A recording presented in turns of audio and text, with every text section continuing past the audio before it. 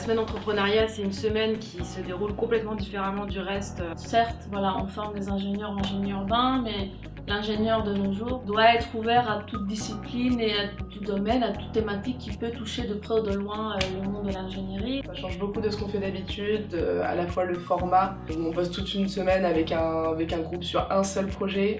C'est assez surprenant parce que depuis qu'on a commencé nos études, on apprend à résoudre le comment. Et là, on nous demande de nous poser la question de pourquoi on doit faire ça. Ça excite une partie de ta créativité qui était inexploitée depuis un moment, donc c'est très intéressant. Cette semaine, elle nous permet vraiment de nous intéresser à la création d'une entreprise. C'est vrai qu'on n'a jamais eu l'occasion vraiment de s'intéresser à la pratique, c'est-à-dire comment créer une entreprise. Je suis assez agréablement surpris de la capacité à rendre créatifs des gens qui ne se pensent pas créatifs, et c'est là aussi où on est capable de rendre les gens créatifs. Les étudiants étaient très investis dans leurs projets. Ils sont vraiment à l'écoute de ce que disent les coachs, et puis voir l'évolution des projets.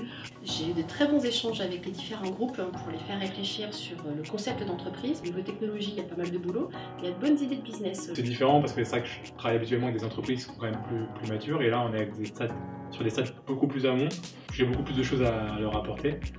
Je pense que cette semaine, elle apporte vraiment cette capacité d'innover et réussir à répondre à des questions dans des délais quand même relativement courts et de manière agile. Je trouve ça très très riche de voir des étudiants ingénieurs, parce que c'est des profils que je ne côtoie pas régulièrement, donc ça m'apporte beaucoup. Dans le milieu professionnel, parfois on se crée des barrières, là où les étudiants ont beaucoup moins de limites à leur créativité, de façon à justement pouvoir présenter des choses qui sortent de l'ordinaire. Il y a toute une génération qui est prête à prendre le relais sur les sujets du développement durable sur lesquels moi je travaille aujourd'hui. C'est l'occasion de pouvoir échanger avec peut-être de futurs créateurs d'entreprises qu'on aura l'occasion d'accompagner une fois les diplômes terminés. Quand j'étais étudiante, je trouvais toujours intéressant d'avoir des intervenants du monde de l'entreprise, et donc ça me plaît maintenant que je suis diplômée de continuer à maintenir ce lien. J'ai toujours aimé travailler avec des gens qui ne sont pas designers. Je trouve ça super intéressant que dans une école d'ingénieur, on s'intéresse à l'économie circulaire. Vraiment, plus tôt ils sont sensibilisés, et plus intéressant ça sera pour eux après de créer des boîtes, ça sera plus facile aussi pour eux de le faire.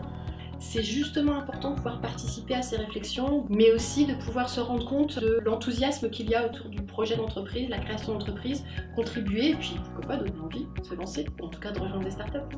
C'est sûr qu'avec la formation d'ingénieur, on a peut-être plus de connaissances qu'une personne qui a une idée, mais qui n'a pas avoir toutes les connaissances qu'on peut avoir déjà en tant qu'ingénieur avec un cursus où on a bien un peu de management, de négociation, etc. Pour faire de l'entrepreneuriat, il faut tout type de profil, que ce soit commercial ou ingénierie. Je pense que ça doit être une initiative qui pousse à développer une start-up à l'avenir, et il ne faut pas que ça se cantonne simplement à l'école. Excellente chose que le UVP s'engage dans un programme comme celui-là. On voit que tout le monde peut entreprendre. Ce qui est intéressant, c'est forcer le milieu de l'ingénierie à se plonger dans les autres mondes qui sont autour. Parce qu'il faut que les ingénieurs apprennent à poser eux-mêmes les questions.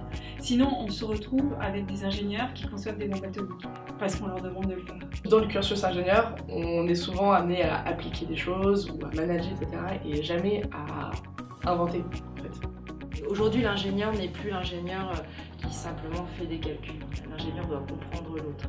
Faire de l'entrepreneuriat, monter une start-up, ça représente beaucoup de risques. Et moi, dans ma réflexion, je me suis dit pourquoi pas, mais plus tard. Ça a carrément changé mon point de vue, parce que vu de l'extérieur, je me dis ouais, stylé, start-up, je me rends compte qu'en fait c'est compliqué.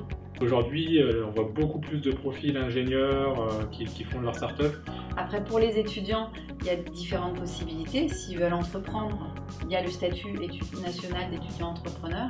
Ça, c'est des choses envisageables, soit pendant les études, soit à l'issue des études. Et les résultats sont extrêmement professionnels. C'est la 3e édition. Année après année, vraiment la qualité des restitutions sont meilleures et de meilleure qualité chaque année.